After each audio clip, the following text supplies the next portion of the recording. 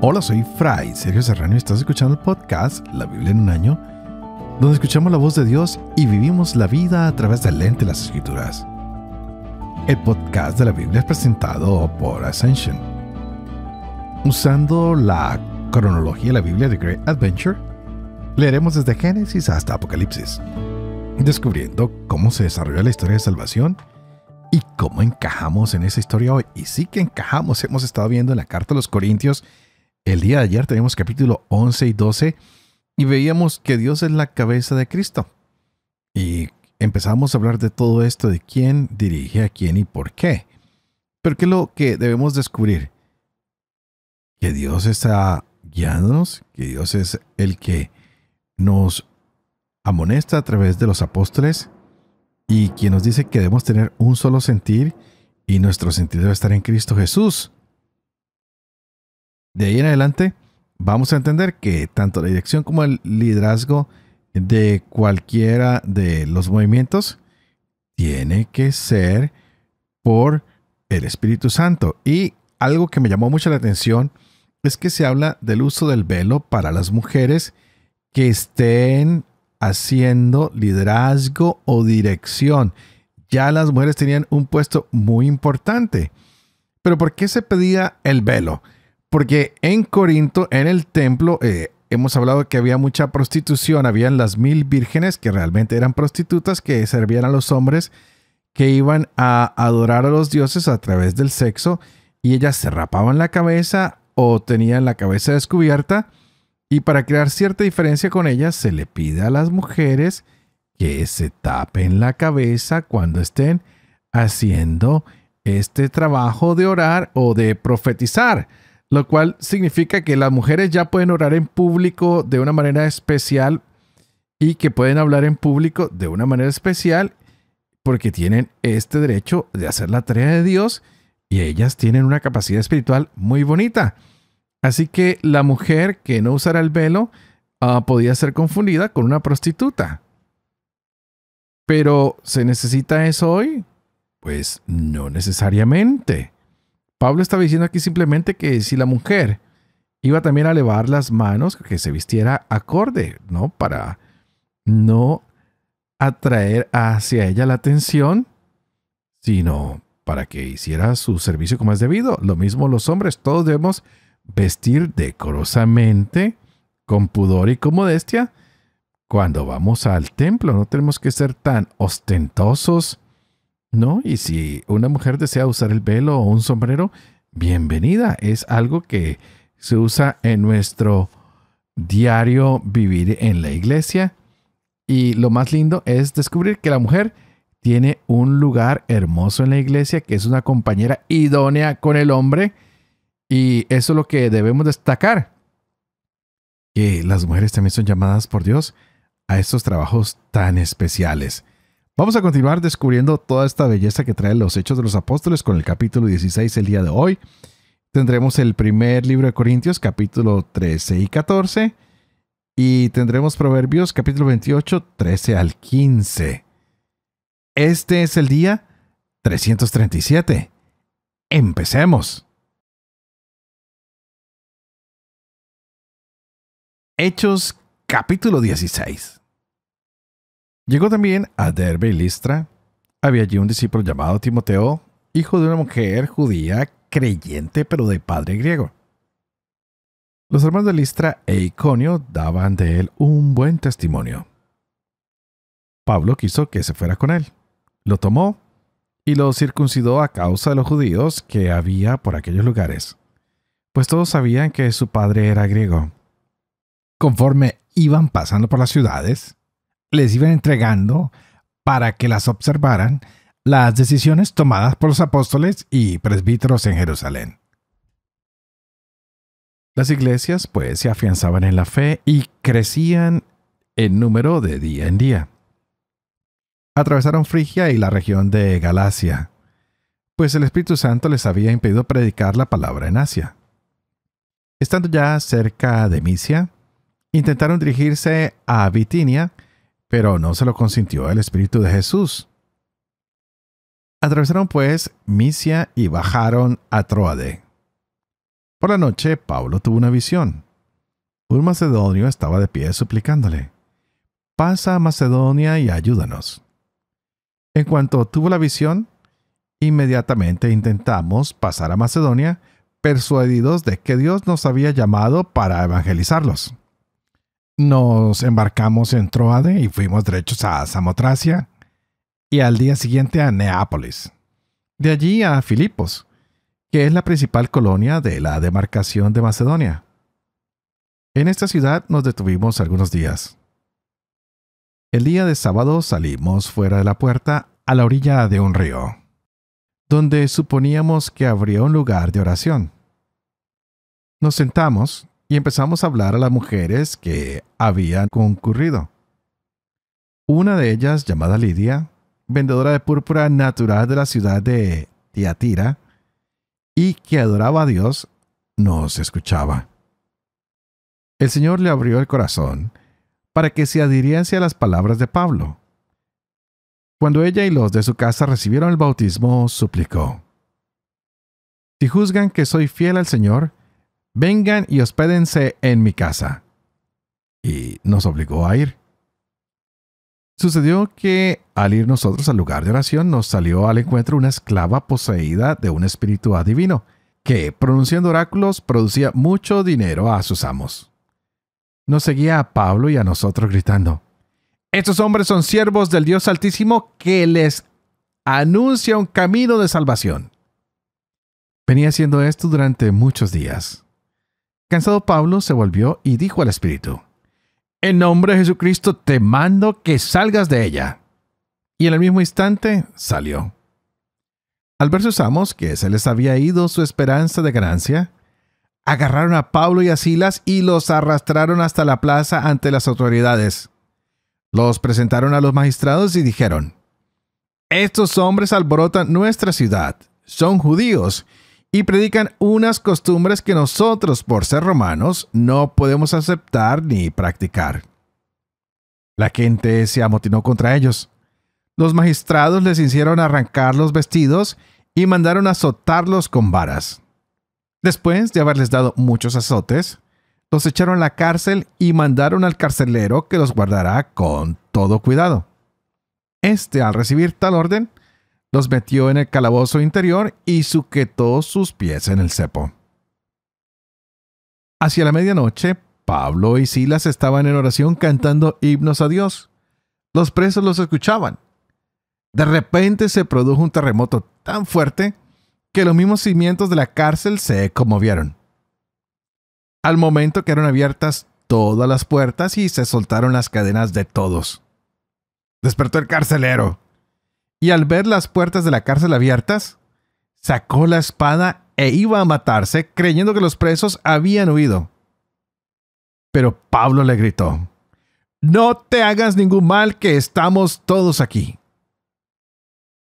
El carcelero pidió luz, entró de un salto y tembloroso se arrojó a los pies de Pablo y Silas. Los sacó fuera y les dijo: «Señores, ¿qué tengo que hacer para salvarme?». Le respondieron: «Ten fe en el Señor Jesús y te salvarás tú y tu casa». Y le anunciaron la palabra del Señor a él y a todos los de su casa. En aquella misma hora de la noche, el carcelero los tomó consigo y les lavó las heridas. Inmediatamente recibió el bautismo, él y todos los suyos.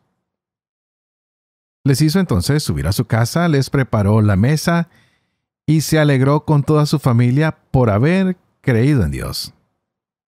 Llegado el día, los magistrados enviaron a los guardias a decir al carcelero: «Pon en libertad a esos hombres». El carcelero transmitió estas palabras a Pablo: «Los magistrados han enviado a decir que los suelte. Ahora pues salgan y marchen». Pero Pablo les contestó: «Después de habernos azotado públicamente sin habernos juzgado, a pesar de ser nosotros ciudadanos romanos, nos echaron a la cárcel. ¿Y ahora quieren mandarnos de aquí a escondidas? ¡Eso no! ¡Que vengan ellos a sacarnos!». Los guardias transmitieron estas palabras a los magistrados.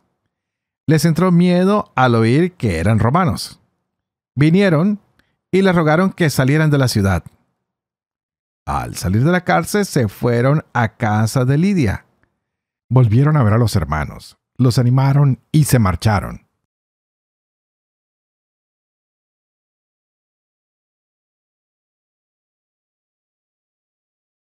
1 Corintios, capítulo 13.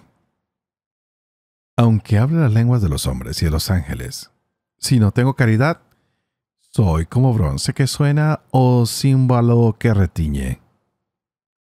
Aunque tenga el don de profecía y conozca todos los misterios y toda la ciencia, aunque tenga plenitud de fe como para trasladar montañas, si no tengo caridad, nada soy. Aunque reparta todos mis bienes y entregue mi cuerpo a las llamas, si no tengo caridad, nada me aprovecha. La caridad es paciente, es amable. La caridad no es envidiosa, no es jactanciosa, no se engríe, es decorosa, no busca su interés, no se irrita, no toma en cuenta el mal, no se alegra de la injusticia, se alegra con la verdad. Todo lo excusa, todo lo cree, todo lo espera, todo lo soporta. La caridad no acaba nunca. Desaparecerán las profecías, cesarán las lenguas, desaparecerá la ciencia, porque parcial es nuestra ciencia y parcial nuestra profecía. Cuando venga lo perfecto, desaparecerá lo parcial. Cuando yo era niño, hablaba como niño. Pensaba como niño, razonaba como niño. Al hacerme hombre dejé todas las cosas de niño. Ahora vemos en un espejo, en enigma. Entonces veremos cara a cara. Ahora conozco de un modo parcial, pero entonces conoceré como soy conocido. Ahora subsisten la fe, la esperanza y la caridad, estas tres, pero la mayor de todas ellas es la caridad. Busquen la caridad, pero aspiren también a los dones espirituales, especialmente a la profecía. Pues el que habla en lenguas no habla a los hombres, sino a Dios. En efecto, nadie lo entiende. Dice en espíritu cosas misteriosas. Por el contrario, el que profetiza habla a los hombres para su edificación, exhortación y consolación. El que habla en lenguas se edifica a sí mismo. El que profetiza, edifica a toda la asamblea. Deseo que hablen todos en lenguas. Prefiero, sin embargo, que profeticen. Pues el que profetiza supera al que habla en lenguas, a no ser que también interprete, para que la asamblea reciba edificación. Y ahora, hermanos, supongamos que yo vaya a ustedes hablándoles en lenguas. ¿Qué les aprovecharía yo si mi palabra no les trajera ni revelación, ni ciencia, ni profecía, ni enseñanza? Así sucede con los instrumentos musicales inanimados, como la flauta o la cítara. Si no dan distintamente los sonidos, ¿cómo se conocerá lo que toca la flauta o la cítara? Y si la trompeta no da sino un sonido confuso, ¿quién se preparará para la batalla? Así también ustedes. Si al hablar no pronuncian palabras inteligibles, ¿cómo se entenderá lo que dicen? Es como si hablaran al viento. Hay en el mundo no sé cuánta variedad de lenguas, y ninguna carece de sentido. Mas si yo desconozco el sentido de una lengua, seré un extranjero para el que me habla, y el que me habla un extranjero para mí. Así pues, ya que aspiran a los dones espirituales, procuren abundar en ellos para la edificación de la asamblea. Por tanto, el que habla en lenguas pida el don de interpretarlas. Porque si oro en lenguas, mi espíritu ora, pero mi mente queda sin fruto. Entonces, ¿qué hacer? Oraré con el espíritu, pero oraré también con la mente. Cantaré salmos con el espíritu, pero también los cantaré con la mente. Porque si no bendices más que con el espíritu, ¿cómo dirá amén a tu acción de gracias el que ocupa el lugar del simple fiel, pues no sabe lo que dices? Cierto, tu acción de gracias es excelente, pero el otro no se edifica. Doy gracias a Dios porque habla en lenguas más que todos ustedes. Pero en la asamblea prefiero decir 5 palabras con sentido para instruir a los demás que 10,000 en lenguas. Hermanos, no sean niños en mentalidad, sean niños en malicia, pero hombres maduros en mentalidad. Está escrito en la ley: por hombres de lenguas extrañas y por boca de extraños hablaré yo a este pueblo, y ni así me escucharán, dice el Señor. Así pues, las lenguas sirven de signo, no para los creyentes, sino para los infieles. En cambio, la profecía, no para los infieles, sino para los creyentes.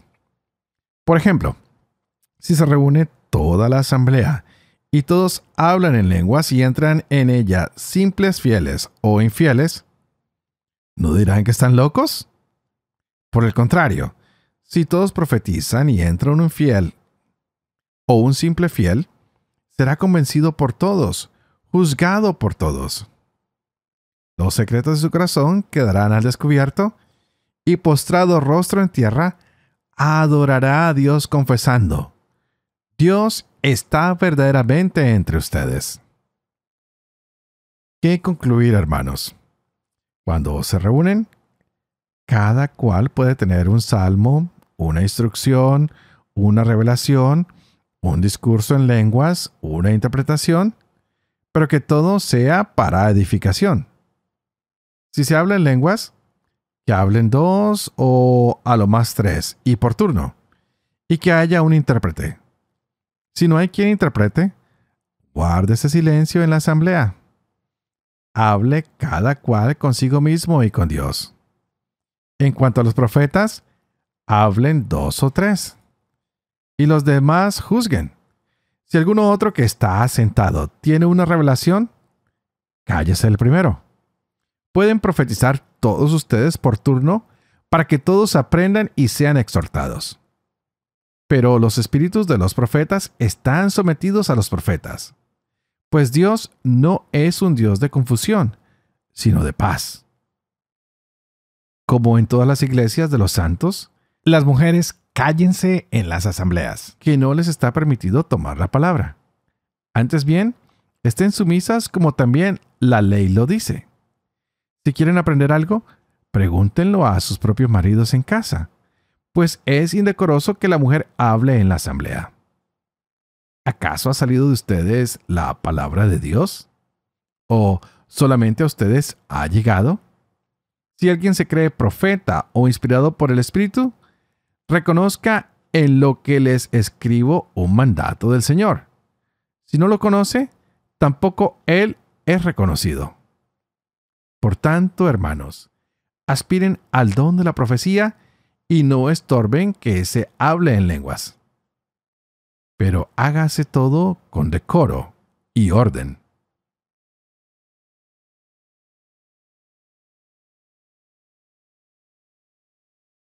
Proverbios capítulo 28, versos del 13 al 15. El que oculta sus delitos no prosperará. El que los confiesa y cambia obtendrá compasión. Dichoso el hombre que teme siempre. El que se obstina caerá en desgracia. León rugiente y oso hambriento. El malvado que domina a un pueblo pobre. Padre de amor y misericordia, ¿tú que haces elocuente la lengua de los niños? Educa también la mía. E infunde en mis labios la gracia de tu bendición, Padre, Hijo y Espíritu Santo. Y a ti te invito para que juntos le pidamos hoy al Espíritu Santo que abra nuestra mente y abra nuestro corazón para que podamos entender esta palabra tan hermosa que se nos ha dado. ¿Y qué es la palabra hoy? ¡Wow! El amor. Con el amor todo tiene un nuevo sentido. ¿De qué sacamos de recibir un regalo si nos están humillando? ¿Para qué nos dan una caricia si nos están insultando? ¿Para qué nos dan un abrazo si nos están clavando un puñal? Hoy se habla de que el amor es la clave para todo. Me encanta esta carta a los Corintios. También nos hablan de los dones. Cada don debe estar lleno del Espíritu Santo y lleno de amor. Esa tiene que ser la prerrogativa, que todo se entregue con amor. Y de esta manera estaremos cubiertos en victoria. Recibiremos muchas más virtudes. Pero para esto tenemos que abrirnos al Señor.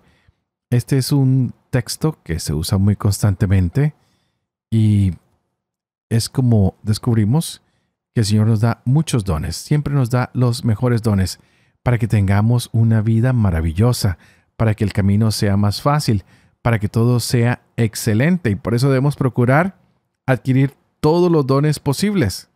Hoy me pregunto, ¿cuántas veces le he pedido a Dios por estos dones? ¿Los has pedido tú?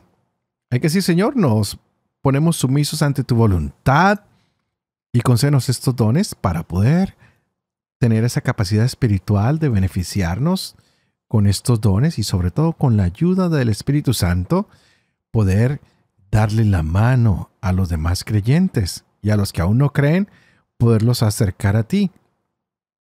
Sabemos, Señor, que el amor es lo que nos energiza, es lo que hace que nuestros dones sean visibles, que se les dé la bienvenida, que este amor que tú nos tienes pueda ser utilizado en detalle para compartirlo con todos los hombres y mujeres, en todos los tiempos, en todas las razas, en todos los idiomas, y de esta manera podamos construir una verdadera iglesia. Podamos tener esto que tú has soñado, el reino tuyo en medio de nosotros. Qué hermoso es que podamos sentir este ágape, este amor de Dios que es gratuito. No es el amor en las emociones o en las pasiones. Es amor en la voluntad de hacer todas las cosas porque el amor es lo que nos guía. Muy repetidamente se nos habla de que Dios es amor.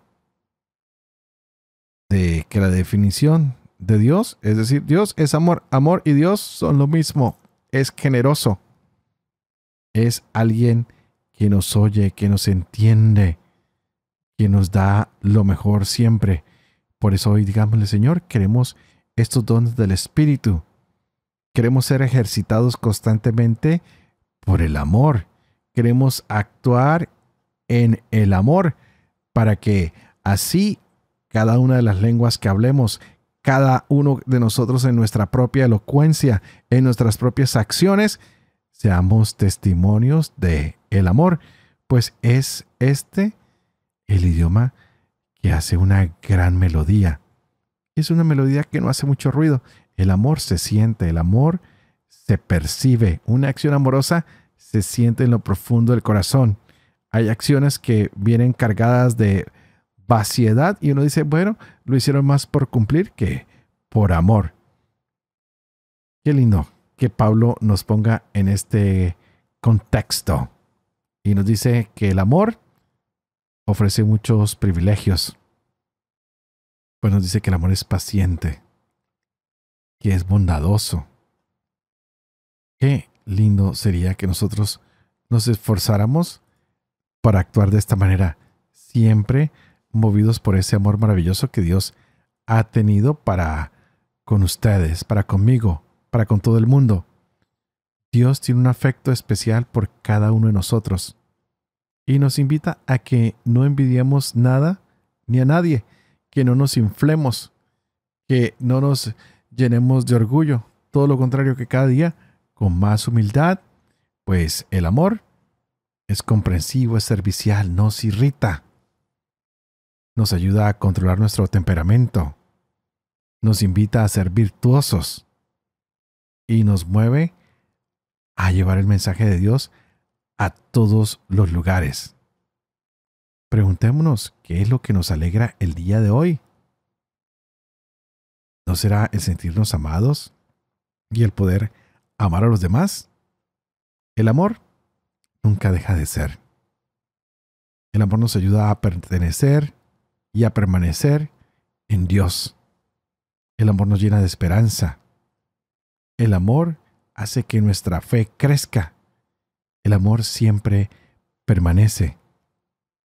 Así que sigamos orando los unos por los otros. Digámosle, Señor, necesitamos llenarnos más de este amor, el cual Pablo nos ha descrito en este capítulo tan hermoso del día de hoy. Sabemos que tu Hijo Jesucristo nos amó hasta el punto de entregar su vida por nosotros. Él se dejó llevar a la cruz para limpiarnos de nuestros pecados y todo por amor. Que hoy podamos responder a ese amor, llevando el mensaje de salvación y de vida eterna a todos los confines de la tierra. Y antes de terminar, sepan que oro por ustedes, para que el Señor aumente en ustedes ese amor. Ustedes, por favor, oren por mí, para que pueda ser ese ministro que Él necesita para llevar este mensaje a todos los confines de la tierra, para que yo pueda seguir siendo fiel a este ministerio que se me ha confiado, para que pueda vivir con fe lo que leo, lo que comparto con ustedes, para que pueda enseñar siempre la verdad y sobre todo, para que pueda cumplir lo que he enseñado. Y que la bendición de Dios Todopoderoso, que es Padre, Hijo y Espíritu Santo, descienda sobre cada uno de ustedes y los acompañe siempre. Que Dios los bendiga.